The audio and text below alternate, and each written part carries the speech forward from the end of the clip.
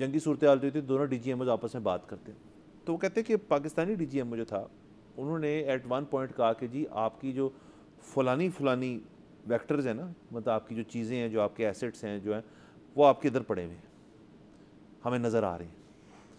پھر اس کے اندر انہوں نے کہا کہ جی یہ ہمارے لیے ایک شاکنگ چیز تھی کہ ان کو ایگزیکٹ کلیئرٹی ہے کہ ہماری تمام چیزیں جو ہیں اس وقت کہاں پہ ہیں. اٹیک تو ایک الگ بات ہے کہ پہلے تو اس کی نشاندہی ہوتی ہے نا ایک چیز کی, وہ تو ہم نے باقاعدہ طور پہ کی تھی. یہ باتیں ہمیں پتہ تھیں بائی دی وے, ہمیں جنگ کے بعد ہمیں پتہ چل گیا تھا کہ ایسے. اس کے علاوہ کہتے ہیں کہ انڈیا کو یہ ایک 2 یا 3 فرنٹ وار جو ہے وہ لڑنی پڑی, جس میں نیملی پاکستان, وہ کہتے ہیں بیکڈ بائی چائنا, اور ترکی کا بھی ایک سپورٹنگ ہینڈ تھا اس کے اندر. ٹھیک ہے, یہ بھی ہو سکتا ہے, بالکل ہو سکتا ہے. ہماری اگر تو وہ یہ کہنے کی کوشش کر رہے ہیں کہ ہماری ملٹری اکوپمنٹ, کیونکہ جنہوں نے کہا 80 سے 82% چونکہ ہم چائنا سے لیتے ہیں تو ہمیں چائنا سپورٹ کر رہا, تو یہ بات درست ہے. البتہ اگر وہ یہ کہہ رہے ہیں جی کہ پیچھے چائنا بیٹھ کے کچھ کر رہا تھا, اس چیز کو حتمی قسم کی بات نہیں ہے. ہمارے ہی سولجرز, ہمارے ایئر فورس کے سارے جو تھے, یہ سارا کچھ آپریشن انہوں نے کیے, اور کمانڈ اینڈ کنٹرول سینٹر ہمارا ہی یہاں پہ چل رہا تھا. یہ بات ہوگی. اور اس کے بعد ٹرکی کا انہوں نے کہہ دیا کہ ان کی بھی انوالومنٹ تھی اس کے اندر. تو ظاہر ہے ہمارے ڈرونز جو اکوپمنٹ ہمیں پتہ ہے ہم نے ٹرکی سے لیے ہوئے, تو یہ بات انہوں نے ساری بتائی. اس کے اوپر ظاہر ہے سوشل میڈیا پہ سر پھر ایک وہی کراس دا بارڈر ادھر سے باتیں ہونا شروع ہو گئی کہ دیکھیں انہوں نے تو یہ مانا ہے کہ آپ ڈر گئے تھے ہم سے. انہوں نے ایک حد تک کی بات بھی کی کہ ہمیں تھوڑا اس چیز کا کنسرن تھا. ظاہر ہے یہ ایک, اور مجھے صرف اس چیز کی اچھی بات ہے, انہوں نے بڑی کھل کے بات کی.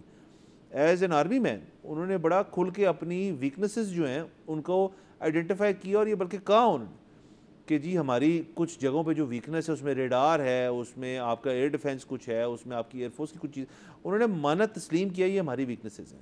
اس لیے سر جو ہم نے 2-3 ہفتے پہلے شو کیا تھا, اب میرے ذہن میں اس طرح کی بات چل رہی ہے کہ شاید ہماری پریپیئرڈنس تو اس دن بھی تھی, آج بھی ہے, اللہ نہ کرے ہمیں یوز کرنی پڑے. انڈیا کی وار پریپیئرڈنس جو ہے وہ مجھے کوئی ایسی زیادہ نہیں نظر آ رہی, اور یہ انہی کے ایک deputy chief of army staff جو یہ کہہ رہے ہیں.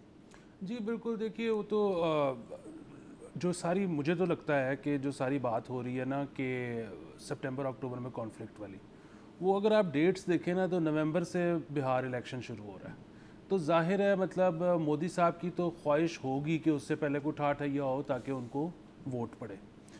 اب اس میں اس سے پہلے بی جے پی کے جو ایک سینئر لیڈر کا بیان آیا تھا, اور اس سے پہلے ایک اور ان کے ملٹری کے ایک اعلیٰ افسر تھے, ان کا جو ایک انٹرویو آیا, دونوں نے اس طرح کی بات کی کہ جس میں انہوں نے بتایا کہ پاکستان بہت ہم سے بہتر تھا, بیٹر اکوپڈ تھا.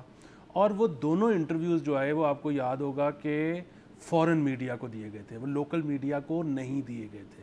اس کی وجہ بھی یہی تھی کہ میرا یہ خیال ہے کہ بی جے پی اور جو ان کی ملٹری ہے وہ تو یہ اس وقت چاہ رہے ہوں گے, مطلب بی جے پی کے کچھ لوگ اور ملٹری پوری, کہ یہ فوری طور پر دوبارہ کانفلکٹ نہ ہو, کیونکہ جب اتنی سپیریورٹی پاکستان کی ہے تو وہ کیوں لڑنا چاہیں گے. اب ظاہر ہے مودی صاحب کا تو ایک سادہ سا معاملہ ہے کہ ان کو تو صرف الیکشن نظر آ رہا ہے, اپنی کرسی نظر آ رہی ہے, اپنی کرسی نظر آ رہی ہے. ان کے لیے اپنی لیگیسی ہی انڈیا ہے, ان کے لیے اس سے اوپر کوئی چیز نہیں ہے.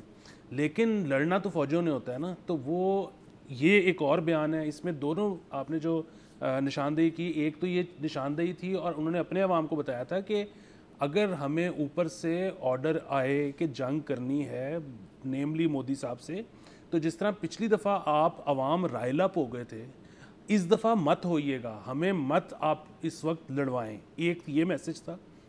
دوسرا انہوں نے کہا کہ ہمیں تو بہت شاپنگ کرنے کی ضرورت ہے, ہمیں تو بہت زیادہ پیسے چاہیے اپنا ڈیفینس مضبوط کرنے کے لیے تاکہ ہم دوبارہ جنگ میں جا سکیں.